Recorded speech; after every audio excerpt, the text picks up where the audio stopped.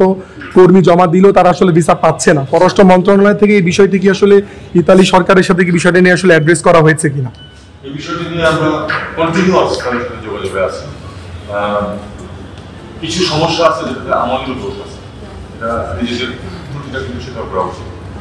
কারণ এই যে সরকার কাগজপত্র মানুষের যে কাগজপত্র ইস্যু হয়েছে, সেই কাগজপত্রগুলি ভিত্তি অনেক ক্ষেত্রে সঠিক নয় বলে আমরাও জানি, ইটালিয়ানরাও সেটাকে ওয়ার্ক আউট করেছে এবং তারা আমাদের যেটা বলেছে তারা চেক আপ না করে দিতে পারবে। আমাদের আমাদের কাগজপত্রের যে মিনিট দিয়ে বিশ্বব্যাপী বিভিন্ন সময় বিভিন্ন দেওয়া করার সময় তাদের সঙ্গে অমূলক নয়, এটা আমরা জানি। আমাদের ত্রুটি আমাদেরকে স্বীকার করে তারা যেটা করবে সেটা হলো যে কাজের জন্য তাদেরকে তোমার পাঠিয়ে দেওয়া হয়েছে আসলে সেখানে সেই কাজ আছে। দুর্নীতি কিন্তু শুধু আমাদের দেশে দুর্নীতি বিতাড়িত আছে, আর সব দেশে কম বেশি আছে।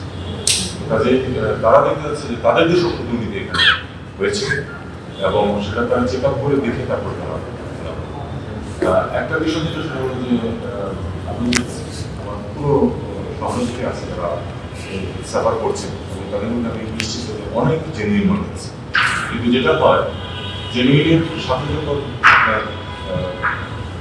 ইনজেনুইন এসে যায় তখন সবকিছু চেক আপ করতে হবে। তখন কিন্তু আসলে যারা প্রকৃত পাওয়ার যোগ্য তারাও সাফার করে, এটাই নিয়ম।